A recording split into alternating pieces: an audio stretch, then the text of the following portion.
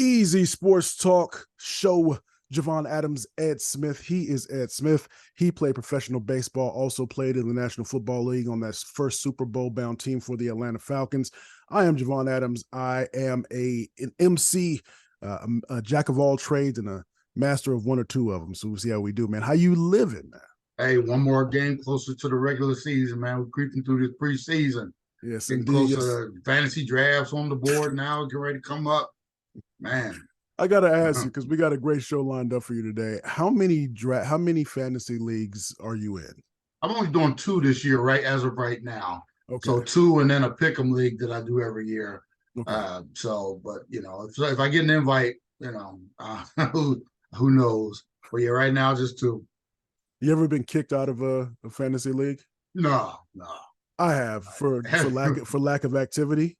Because I just don't get in the weeds like that, right? And so a friend of mine, his name is Jack. So he has a league, and you have to pay to get into this. I guess a lot of leagues are like that anyway. But his isn't too bad. It's about $20-$30, so it's whatever. And so it's pretty intricate the way he does it. It's been about 3 years removed from me doing it. And so what I do is I play the Bill Bidwell, and so I own the team, and I let Kendrick, my oldest, I let him be the Monty Austin for it. So you go ahead and put this team together, right? But he would forget to put players in and change players, and I would forget to ask him, and it was just, and so my friend comes to me and he says, "Yeah, man, I appreciate you being in it, but I don't know if this is for you." You are the first person I've ever known that's gotten kicked out of a league. Yeah, it's hard. That's hard to do, bro. It is, because you would think people would be so happy because I would be an easy win, right? But he said, "Nah, man, you mess up the flow of the league, though." This is true, because guys are, there's players competitive. Yeah. So speaking of competitive, we got a great show lined up for you. I want to start off with DeAndre Ayton. Is DeAndre Ayton ready to level up is the question I pose to you, because in the FIFA World Championships, the Bahamas are going through, there are certain countries that have to go through the qualifier to try to get to the next qualifier to hopefully be able to be eligible to play in the Olympics. And so they won their qualifier to then go on next year to try to ultimately qualify for the Olympics. And so he acquitted himself quite well, showed some flashes of leadership skills and all that. Do you think that DeAndre Ayton is ready to level up? Oh, that's a good question. I'm leaning toward, here's the thing. When you're surrounded by other superstars as you are in the NBA. Yes. And, the experiment here has been up and down, as we know.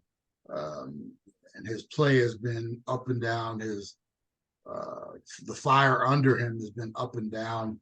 And I think part of that is because he is one, he doesn't have that dog in him, if you ask me. Right. And the other thing is when you don't have that dog in you and you're around other dogs, you tend to ever seen like a pack of like dogs out there in the front yard fighting, and that one dog goes to the porch and wants to be near like the owner or whatever, or just get out of the way, and that's what DeAndre is like to me. He's like, he doesn't have that dog in him, so when he's got people barking at him and stuff, he kind of cowers a little bit.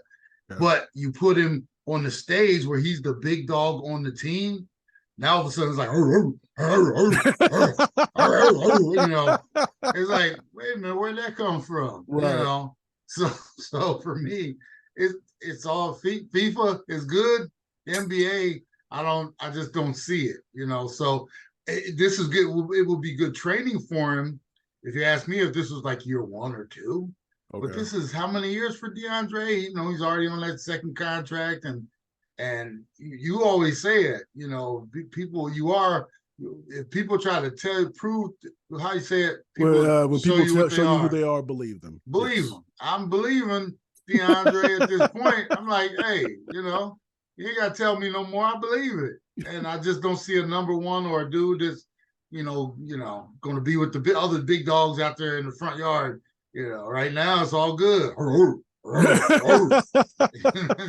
Here is my attempt to convince you that I think he's ready to level up.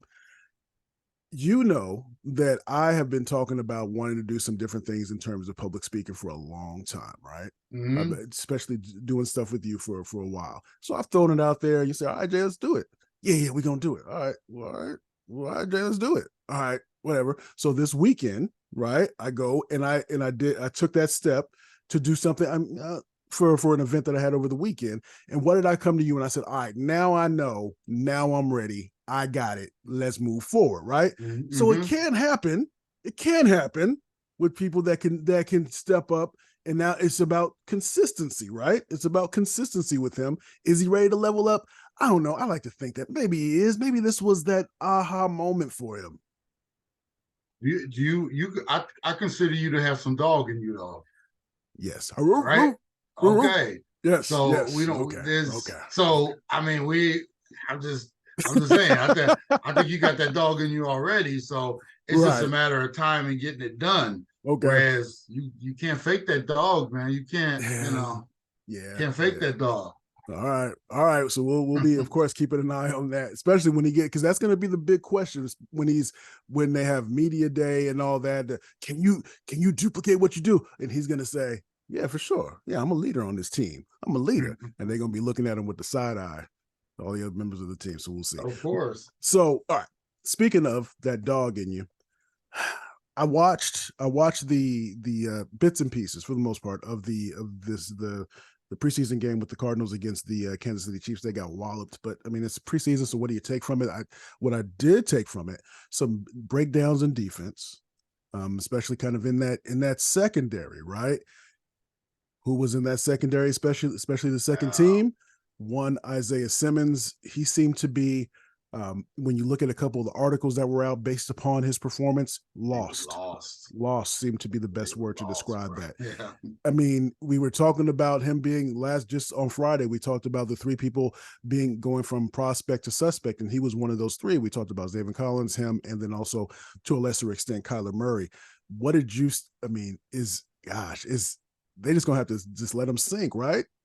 I did like you. Actually watched some of this game. I was peeking, obviously doing our homework and everything, and I saw him a couple times get exposed. Mm-hmm. He was, and that's bad when you're out there with 21 other dudes, and like I'm like, ooh, golly, who's number 9? Who's wearing number 9 right now? Yeah, I'm like, man. wow, that didn't look good. And it was a couple, and it wasn't just one instance. It was a route he got jerked on, a little double move, but I was like gone, and then I didn't see aggression. Remember, I always tell you, even when you're wrong, if you're Yeah, flying around out there, you can cover up some of the mistakes, yeah, or you can be in the wrong place at the wrong time sometime and blow something up, and you're like, wow, that's not where he was supposed to be, but yeah. maybe his instinct kicked in or something like that. He looked like he was running around out there with like a blindfold on, trying to feel his way around. And Mm-hmm. and when I talk about blowing stuff up, there was a play in the second quarter when it was the second string quarterback for KC Yeah. scrambled Yeah, Bouchel, whatever his name, Bouchel or whatever, yeah, and ran the ball in from about 12 to 15 yards. And at the goal line, Simmons had a chance to blow it up. And here's the thing, during the preseason games, quarterbacks aren't wearing that red jersey. You're yes, supposed to be out there. You can hit them. yes. And he either pulled up or he ran past it, and the dude just ran right into the end zone. And I was just like, oh yeah, that was almost like the last thing I needed to see from him. It was like after all the other stuff, was like, oh, and you're going to do that. So it whatever day they watched film, whether they gave him a day off yesterday and they got getting back in there today, or they just got at it yesterday, that had to be a tough day for Yeah, Simmons. That's one of those days. I had some practice days like that where you're sitting in and you're like, oh God, let's just get through this one. And your play is coming up, and you're just hoping somebody else screwed up more than you did. But he was front and center out there, did not look good. And I mean, if you're trying to make a team or show the organization that you're worthy, that was not a good outing for him. did that give support to Casual E Earl Burnett's claim or assertion that he should be have his hand, he should be playing up and getting to the quarterback as opposed to being out there in wide open space. Because it's one thing if you are going to the court every once in a while, you drop back in coverage, and that's one of your, let's say, one of your superpowers. But if your main superpower is that speed and that get off and being able to get right to the quarterback, then why not utilize that? Because this cannot be the first time that he looked lost and exposed. It has to have happened in practice as well, right? Which leads me to believe that if they're looking at that effort that we saw the other day, and that's the best position that they feel they can put him in, you got to remember, they're evaluating and they're looking at the same thing. If they thought, hey, let's just put him online, see what we can do, they might have either already tried that, or as I mentioned and just previously, he doesn't have that in him. Yeah. And that, so they're obviously trying to put him in the best position to succeed. Yeah. And because they don't want any failures out there, he's a part of his team. They want him to shine and prove them wrong. So at this point, if they haven't already tried it, or if they have tried it and that was a no-go, this is a bad situation. You've already seen, I've seen Collins up there near the line of scrimmage. They've been getting him up there, and maybe they feel like we got he's one going of to be those rushing. already. He's going to be rushing. That's what his primary role Something is wrong with that. Something is going on that we either don't know about, or like I said, they've either tried it already or just don't see it. Because as bad as he looked in the secondary, has looked so far. And you got to remember, Jay, this is against twos. Yeah. This isn't against, I know, the Chiefs had some of their first guys out there, but this wasn't schemable. They weren't. Look, imagine this is 6 weeks into the season. Teams would be looking at, wherever Simmons is, we're going after this dude. We're going to double move him to death. Right? Is that one of those where he comes up to the line and he starts pointing right there? Yeah. Blah, blah, blah, yeah. Or like I said, they start scheming to find out if this is man or if this is zone. Wherever he is, that's where we're going. Meaning, if we can find out if it's man, and we got to know who he's covering, and then we start scheming toward that. Hey, that's our double move right there, or this or that. So, that's the most disrespectful thing ever. Because I'm just thinking of basketball. There were times when, especially when I was in a big super slump and wasn't mentally into a game, and I'd be guarding somebody that was hot. And as soon as they got the ball, their eyes got big as saucers. They just knew. They knew what was about to happen. They knew what they was about to do. I got it on my head right. Oh my goodness.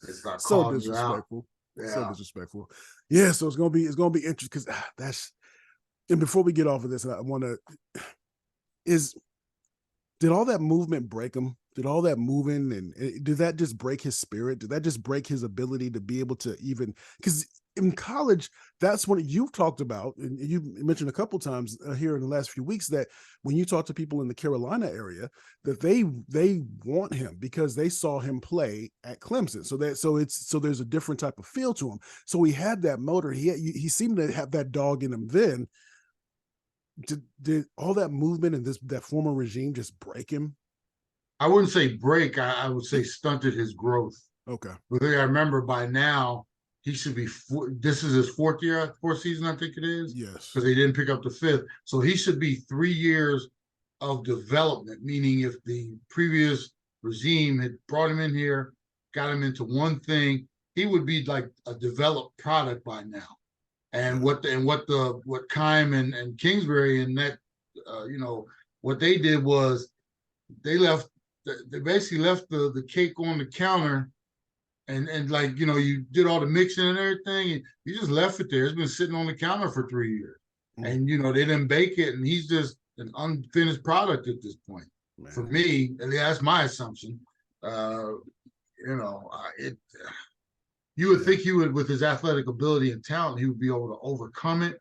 Yeah. But then, once we talk about, you start sliding down that depth chart, or an organization doesn't have the same faith in you as the other one did, and they can do damage to your confidence and stuff like that. And we all know half the battle is confidence, being out there, not just with the physical ability, but having the confidence to be able to do your job and even know you can make mistakes.